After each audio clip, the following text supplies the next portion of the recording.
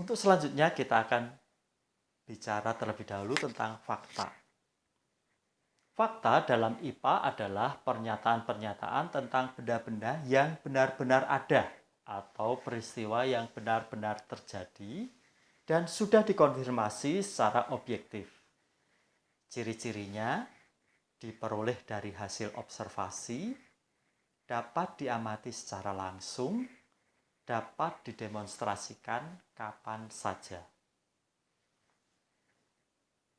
Berikutnya kita bicara tentang konsep. Konsep adalah abstraksi dari kejadian-kejadian, benda-benda, atau gejala yang memiliki sifat tertentu atau lambang.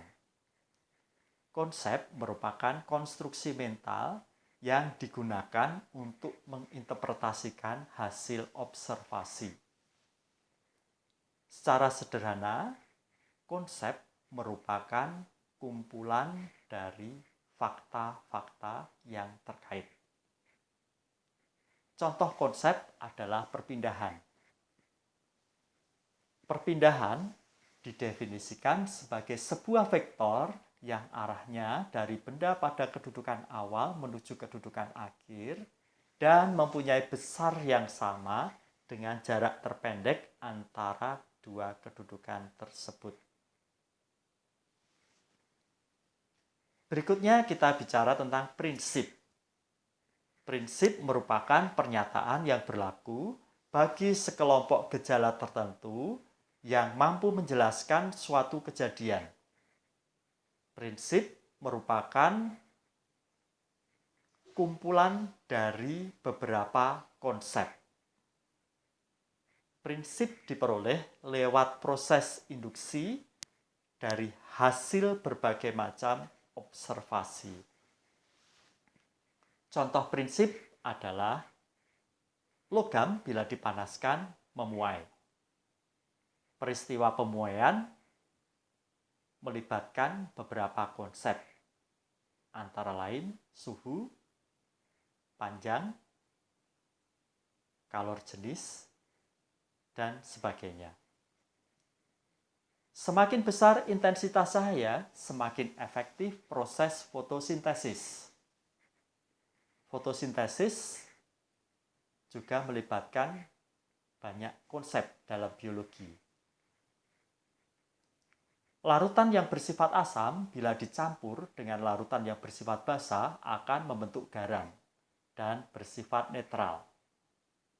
Garam juga melibatkan beberapa konsep untuk memahaminya. Semakin besar perbedaan tekanan udara, semakin kuat angin berhembus. Ini juga materi dalam geografi melibatkan beberapa konsep. Selanjutnya kita akan bicara tentang hukum. Hukum pada hakikatnya merupakan pernyataan hubungan antara dua variabel atau lebih dalam suatu kaitan sebab akibat. Hukum adalah prinsip yang bersifat spesifik. Kekasan hukum dapat ditunjukkan dari hal berikut. Bersifat lebih kekal karena telah berkali-kali mengalami pengujian. Pengkhususannya dalam menunjukkan hubungan antar variabel. Contoh yang mudah kita pahami karena kamu pernah belajar juga waktu di SMP, yaitu hukum Ohm. Hukum Ohm menunjukkan hubungan antara hambatan dengan kuat arus dan tegangan listrik. Definisinya, besarnya hambatan sebanding dengan besarnya tegangan listrik, tetapi berbanding terbalik dengan kuat arusnya.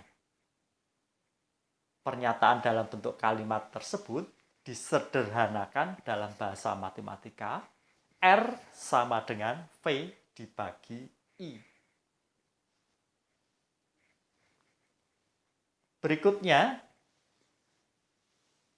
kita bicara tentang teori. Menurut Kerlinger, suatu teori adalah seperangkat pengertian atau konsepsi, definisi, dan proposisi yang saling berkaitan yang menyajikan suatu pandangan yang sistematis dari berbagai fenomena dengan mengungkapkan adanya hubungan yang spesifik antar variabel dengan tujuan untuk menjelaskan dan meramalkan fenomena-fenomena tersebut. Contoh teori relativitas khusus Einstein membantu para ilmuwan untuk memahami dimensi objek, panjang, massa, momentum, saat diam, dan saat bergerak. Demikian yang kita pelajari dalam fisika.